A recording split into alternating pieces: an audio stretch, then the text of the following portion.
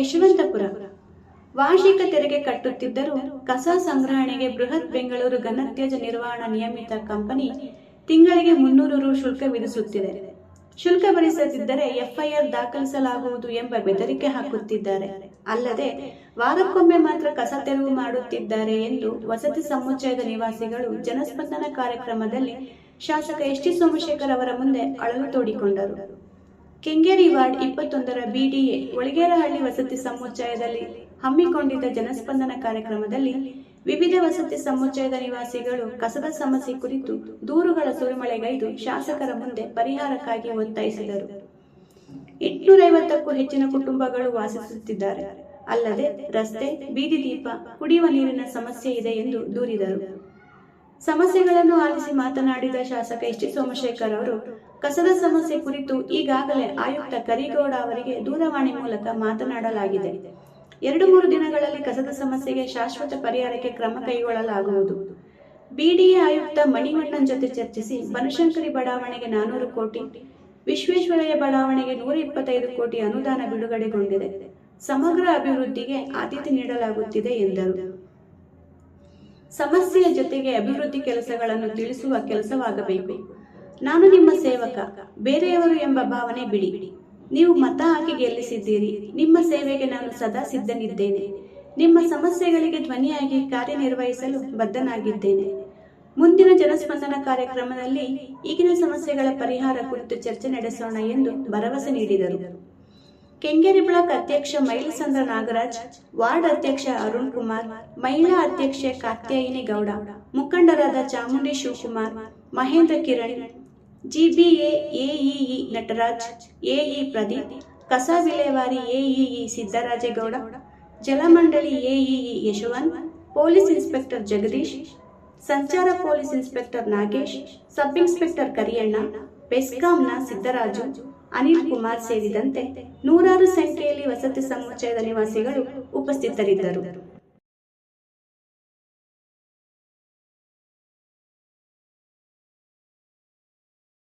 ₹25 ಒಂದು ಫ್ಲಾಟ್ಗೆ ಇವಾಗ ₹250 ಕೇಳ್ತಾ ಇದ್ರು. 10 times more. ಅನ್ನೆಸೆಸರಿ ಅವರು ಪ್ರೆಷರ್ ಆಗ್ತಾ ಇದ್ರು. ಎವ್ರಿ ತಿಂಗಳು ಒಂದ್ಸಲ ₹250 ಕೇಳ್ತಿದ್ದಾರೆ.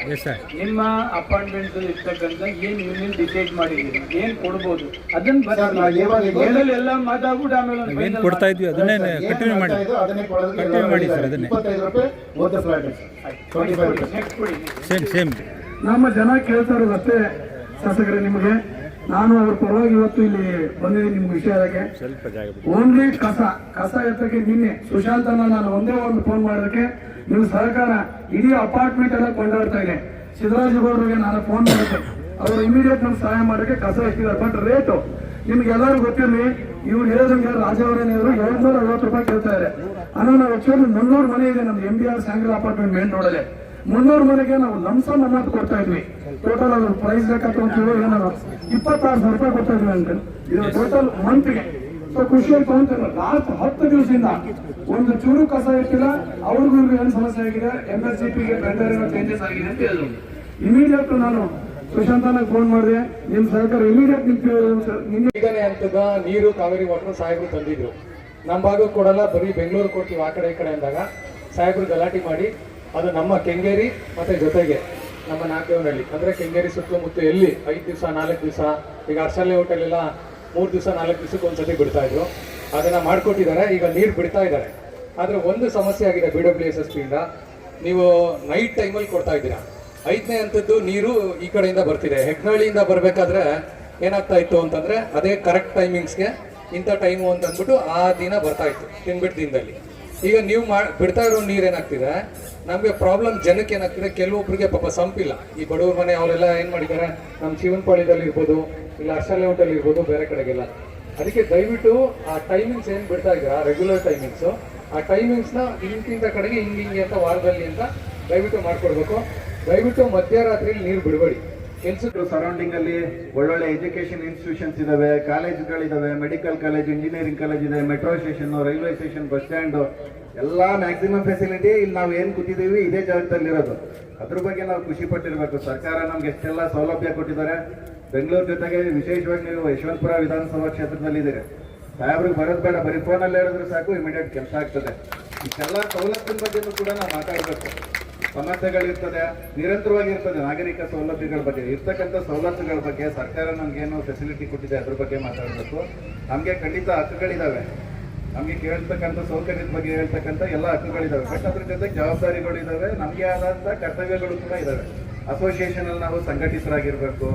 ಎಲ್ಲರೂ ಕೂಡ ಇಶ್ಯೂಸ್ ಇರ್ತವೆ. ಒಂದು ಸ್ಟ್ರೀಟ್ ಲೈಟು ಬೇರೆ ಕಡೆ ಎಲ್ಲ ಹಾಕ್ಸ್ತಾರೆ ಸರ್ಕಾರದವರು, ಮನೆ ಮುಂದೆ ನಮ್ಮ ಅಪಾರ್ಟ್ಮೆಂಟ್ ಗೇಟ್ ಮುಂದೆ ಇರೋದಿಲ್ಲ. ನಾವು ಶಾಂಗ್ರಿಲಾ ಅಪಾರ್ಟ್ಮೆಂಟು, ನಮ್ಮ BD ಅಪಾರ್ಟ್ಮೆಂಟ್ ಎದುರುಗಡೆ ಎಷ್ಟೋ ಕಳ್ತನದ ಬಂದ್ರೆ ಎದುರುಗಡೆ CC ಕ್ಯಾಮ್ರಾ ಇಲ್ಲ. ಸ್ನೇಹಿತರು ಇಲ್ಲ ಬಂದಿದೆ, 2-3 ಸಲ ಕೇಳ್ತಿದ್ದೀನಿ. ಅಪಾರ್ಟ್ಮೆಂಟ್ ಒಳಗಡೆ ಬಾಡಿಗೆ ಕೇಳಕ್ ಬಂದಾನು ಬ್ಯಾಟ್ರಿ ಕಳ್ತನ ಮಾಡ್ಕೊಂಡು ಹೋಗ್ತಾನೆ. ಅದು ಒಂದ್ಸಲ 10 ಸಲ ಗೊತ್ತಾಗುತ್ತೆ. ನಾವ್ ಹೇಳ್ತಾ ಇರೋದು ನಾವೆಲ್ಲರೂ 100% ಸರಿ ಇದೀವಿ ಅಂತಲ್ಲ, ಸೇಫ್ಟಿ ರಿಲೇಟೆಡ್ ಸಣ್ಣ ಇಶ್ಯೂಸ್ ಇರ್ತವೆ. ಒಂದು ಸಣ್ಣ ಸ್ಟ್ರೀಟ್ ಲೈಟ್ ಹಾಕೋದಕ್ಕೆ ಗೌರ್ಮೆಂಟ್ ಅವರೇ ಬರ್ಬೇಕಾ, ಸ್ಟ್ರೀಟ್ ಲೈಟ್ ಡಿಪಾರ್ಟ್ಮೆಂಟೇ ಬರ್ಬೇಕಾ? ಸಣ್ಣ ಪುಟ್ಟ ಇಶ್ಯೂಸ್ ಬಗ್ಗೆ ನಾವು ಕೂಡ ಮುಂದುವರೆದು ಸಂಘಟಿತರಾಗಿರ್ಬೇಕು. ನಾವು ಇಷ್ಟೆಲ್ಲ ಹೇಳ್ತಾ ಇರ್ತೀನಿ, ಉಪಮುಖ್ಯಮಂತ್ರಿಗೆ ಹೇಳ್ತಾ ಇರ್ತೀನಿ, BDA ಚೇರ್ಮನ್ಗೆ ಹೇಳ್ತಾ ಇರ್ತೀನಿ. BDA ಮಾತ್ರ ಕಾರ್ಪೊರೇಷನ್ ಇದ್ರೆ ಬೆಳಗ್ಗೆ ಸಾಯಂಕಾಲ ಗಂಟ ನಮ್ಮ ಜೊತೆಲಿ ಇರ್ತಾರೆ. ಕಾರ್ಪೊರೇಷನ್ ಏನು ಪದೇ ಪದೇ ಹೇಳ್ಬೇಕಂತ ಏನಿಲ್ಲ ಅಧಿಕಾರಿಗಳಿಗೆ. BDAನವರು ದಪ್ಪ ಚರ್ಮ ಅಂತ ನಿಮಗೂ ಗೊತ್ತಿದೆ, ನನಗೂ ಗೊತ್ತಿದೆ. 100 ಸಾರಿ ಹೇಳ್ಬೇಕು ಅವ್ರಿಗೆ.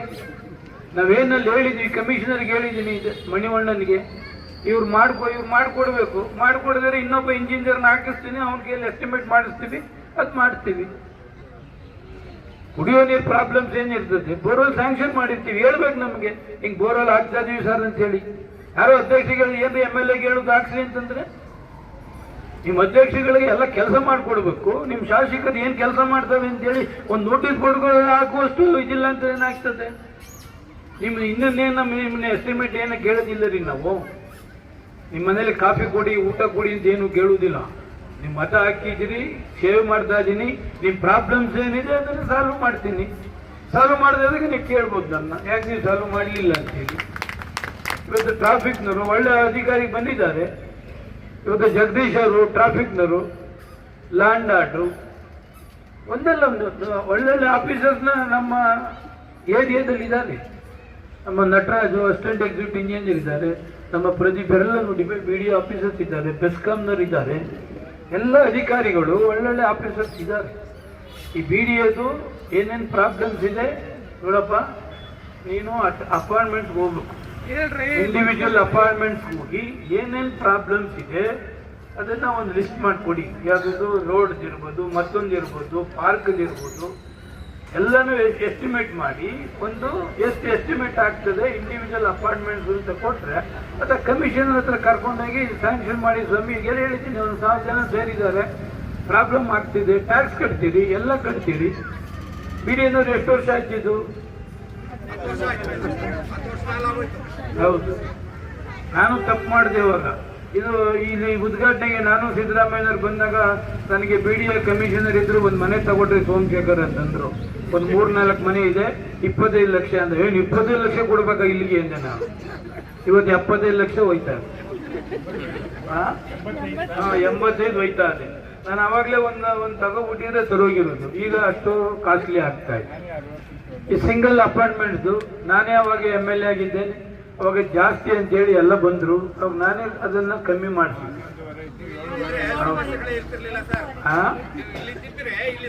ಅಲ್ಲಲ್ಲ, ಕೊಡ್ಲಿಲ್ಲ ನನಗೆ, ನಾನು ತಗೊಳ್ಳಿಲ್ಲ. ಆಗ ತಗೊಂಡಿದ್ರೆ ನಾನು ಕೇಳಬೇಕಾದಿರ್ಲಿಲ್ಲ. ಈಗೆಲ್ಲನೂ ಆಟೋಮೆಟಿಕ್ ಆಗುದು. ಬಟ್ ಆಗ ಅದೃಷ್ಟ ಬೇಕಲ್ಲ ಮನೆಗೆ.